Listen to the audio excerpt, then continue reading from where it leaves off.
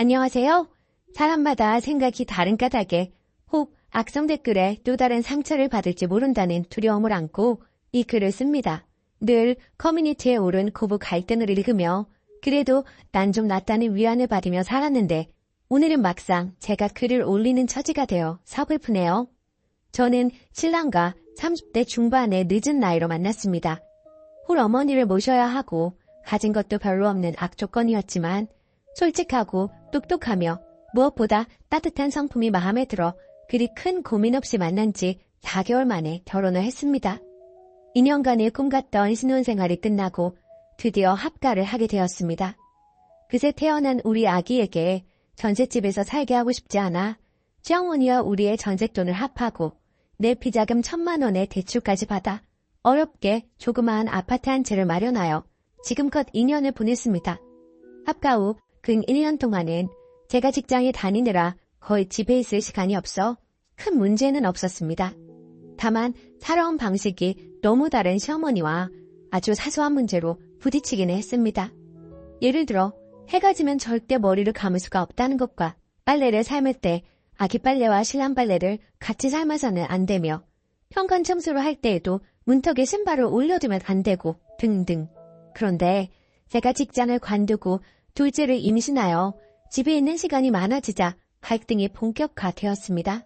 한 번은 밤에 아이를 잠재우려고 양치를 시켰는데 주지 말라고 그렇게 말씀드렸는데도 아이가 원한다고 매실 주스를 꺼내오셨기에 끝까지 말렸더니 소리소리 지르시면서 오이를 굶으시더군요. 어머니 손해니까 식사는 하시라고 하니 굶어 죽었다고 신문에 날 테니 상관 말라고 하시더군요. 시어머니는 자식들에게 매우 헌신적인 분입니다. 그런데 문제는 그걸 늘 내세우시며 대접받기를 원하신다는 거죠. 게다가 바깥 출입을 거의 안 하십니다. 일주일이나 2주에 한 번쯤 장을 보시거나 목욕을 갈 때가 아님 24시간을 집에만 계십니다. 집에서 온종일 하시는 일이라곤 새끼 밥 차리시는 겁니다. 자신의 음식 솜씨에 대한 자부심도 대단하셔서 내가 뭘 좀 만들려고만 하면 잔소리이십니다. 샐러드를 크게 썰었니? 김밥을 깨소금을 왜 넣느냐? 계란말이 위에 케찹은 뭐 때문에 뿌리느냐? 등등. 내가 김치를 썰면 맛없어 보인다 하시고 찌개를 담으면 그런 그릇에 담으면 음식이 없어 보인다고 눈앞에서 그릇을 바꿔버립니다. 그래서 저 집에서 일체 식사 준비를 안 합니다. 일일이 신경전을 벌이기 싫어서요. 남들이 보기엔 시어머니 부엌되게 만들어 놓고 밥 얻어먹는 천하의 나쁜 며느리로 비칠지 모르겠지만 그게 저로선 제일 나은 방법이었습니다. 올 1월부턴 막내 신우가 이혼해 함께 살고 있습니다. 손바닥만한 한 집에서 함께 모여 살려니 가슴이 답답하지만 그래도 전 실은 내색 한 번 안 했습니다. 왜냐면 갈 곳이 없는 걸 뻔히 아니까요. 그리고 우리 신우도 경우가 없는 사람이 아니라 자리 잡히는 대로 독립하려고 노력 중입니다. 시어머니가 딸 편히 자라고 거실에 나와서 주무시더군요. 한겨울에도 갑갑하다고 문을 열어놓고 주무시는 것만 해도 불편한데 말입니다. 근데 자식 사랑이 넘쳐나는 시어머니의 잔소리 때문에 사흘 들어 모녀간에 큰 소리가 오가며 통곡입니다.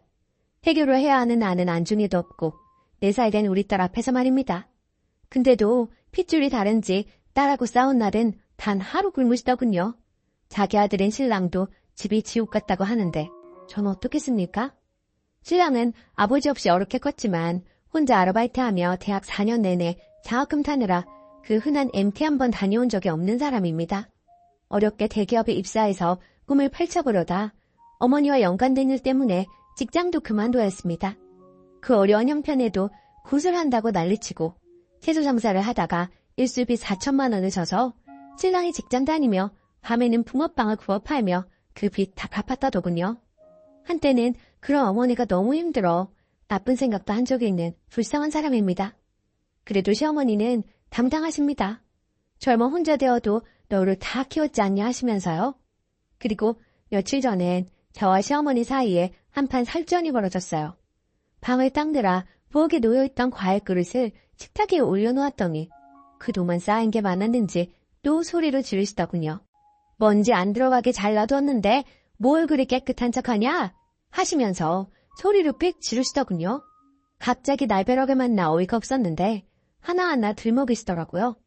우리 집 정수기가 작아 물 뜨는 바가지를 사용해야 하는데 어제는 내가 그걸 3번이나 뜨더라고. 또 자기가 깨끗이 빨아놓은 걸레를 방 닦을 때마다 씻는 이유가 뭐냐고. 식탁에 수저를 놓을 때마다 물을 씻는 건 자기가 더러워서냐고. 그래서 저도 되들었죠. 과일 그릇은 식탁이 비어있으니 올려놓았고 걸레질 할 때마다 한 번 빠는 건 습관이에요. 그리고 수저 그릇이 뚜껑이 없어서 먹기 전에 헹구는 거고요. 신랑도 기가 차서 우리가 이혼하길 원하시느냐고 소리치고 난리였습니다. 저도 너무 화가 나서 어머니, 아무래도 사사건건 그러시는 건 온종일 집에만 계시기 때문인 것 같아요. 경로당이나 노인대학도 가시고 친구도 좀 만나시는 게 어떠세요? 라고 말씀드렸습니다. 어머니 늘 집에 계시니 나도 친구들이나 친정 식구 하나 오가기도 힘들고 불편하다고 했더니 그 말에 완전 감정이 상하셔서 절대로 용서할 수 없다고 하시더군요. 이래저래 다 싫고 심정도 복잡해서 친정에서 며칠 보내고 들어왔습니다. 그랬더니 시어머니 절 부르시며 하시는 말씀이 너같이 무뚝뚝하고 깔끔한 체 하는 성격이랑은 도저히 못 살겠으니까 방이라도 한 칸 얻어줘라. 혼자 편히 사는 게 속 편할 것 같다. 라고 하시더군요. 시어머니가 매우 직설적인 성격입니다. 꼭 아기가 있어라기보다 말 한마디로 천냥빛을 잃는 분이시거든요. 그래서 친구분도 거의 없습니다. 네가 친정 가면 꼭 자기가 잘못한 줄 아실 거 아니냐고 해서 전 친정서 이런 얘기 해본 적도 없고 우리 친정어머니도 며느리랑 살고 있기 때문에 어머니 편을 든다고 말씀드리니 말을 들어보니 그건 너의 올케가 사람 좋고 착해서라고 하십니다. 정어머니가 제가 마음에 안 드시면 모자 사이를 갈라놓을 수 없으니 우리가 이혼하겠으니 마음에 드는 며느리를 구하시라고 하니 지금 와서 어떻게 그렇게 하느냐고 하시네요. 그리고 자기 아들이 중간에서 너무 고생이니 자기가 나가야 한다고. 어머닌 어찌 자기 핏줄만 생각하시느냐니 그게 당연하지 않느냐 하십니다. 이런 경우가 한두 번도 아니고 시어머니나 저나 둘 다 예민한 성격이라 앞으로도 갈등이 계속될 건 불보듯 뻔한 일이라 불효인 줄 알지만 당분간 떨어져 사는 것도 하나의 방법이라 생각하고 이 사람이 합의를 본 게 바로 어제 저녁의 일이었습니다. 신우는 자기도 어머니와 성격이 맞지 않아 같이 살 자신이 없다고 해 혼자 독립하기로 하고 말입니다. 그런데 오늘 저녁 갑자기 시어머니가 절 부르시더니 너희가 돈을 마련하려면 대출을 해야 되는데 그 이자도 감당케 어려워질 게 뻔하니 자기가 참고 살 테니 네가 성격을 고치는 게 어떻겠냐고 하시대요. 자기 생각은 이런데 네 생각은 어떠냐?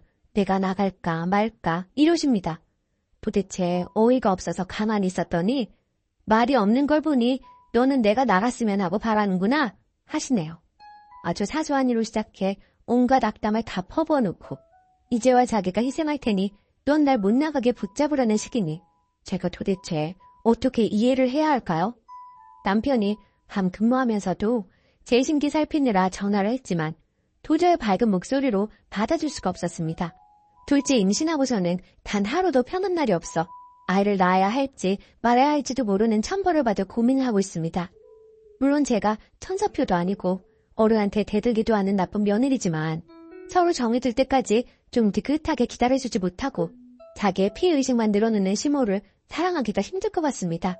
아무리 내 남편을 사랑하고 또 사랑하지만 말입니다.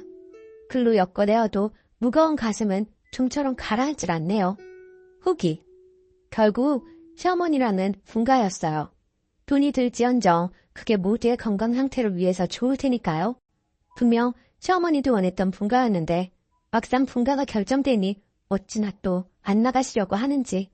그런데 따로 살지 않으면 정말 제가 죽을 것 같아서 완강하게 대놓고 따로 살자 말씀드렸네요. 곧 있으면 아이가 나와요. 어머님도 본인 자식들이 있는 것처럼 저도 행복한 기운으로 저희 아이들에게 사랑을 주고 싶어요. 어머님은 남편과 신우가 좀 더 챙기고 살피는 것이 모두를 위해서 나을 거라는 생각에 이제는 다 내려놓으려고요. 비록 그게 나쁜 며느리의 타이틀을 달지언정 저와 제 가족들의 행복을 위해서 말입니다. 진심으로 조언해 주셔서 정말 감사드립니다. 댓글. 성격 하루아침에 안 고쳐지니 어머님 나가서 살으라 하세요. 뭘 망설이십니까? 이미 나쁜 며느리 다 되었는데 어머님도 원하시던 분가였으니 다시 말하지 말라고 확실히 못 박으심이 좋을 듯. 고생 많이 하셨네요. 빨리 마음 편해지시고 태교도 많이 하시길 바래요. 두 번째 사연. 혼자 밥 못 먹는 남편. 호두 껍질도 까달라는데 이거 사기 결혼 아닌가요? 안녕하세요. 저희 집에 혼자 밥 못 먹는 사람이 있어서 그 이야기를 해보고자 이렇게 글을 씁니다. 바로 남편인데요. 연애 1년 하고 현재 결혼한 지 4주 되었습니다. 집안일 해본 적 없다며 안 하는 건 둘째 치고 밥을 혼자 안 먹어요. 정확히는 생선은 다 발라줘야 먹고 새우는 껍질 까줘야 먹고 조개는 껍질에서 꺼내줘야 먹고 치킨은 뼈 발라서 살만 줘야 먹는다네요.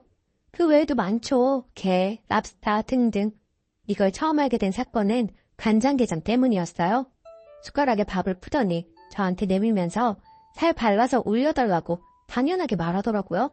나는 손 많이 가고 귀찮은 거 너무 싫고 또 손에 양념 묻는 것도 찝찝해서 이런 거 내가 발라먹는 거 싫어요.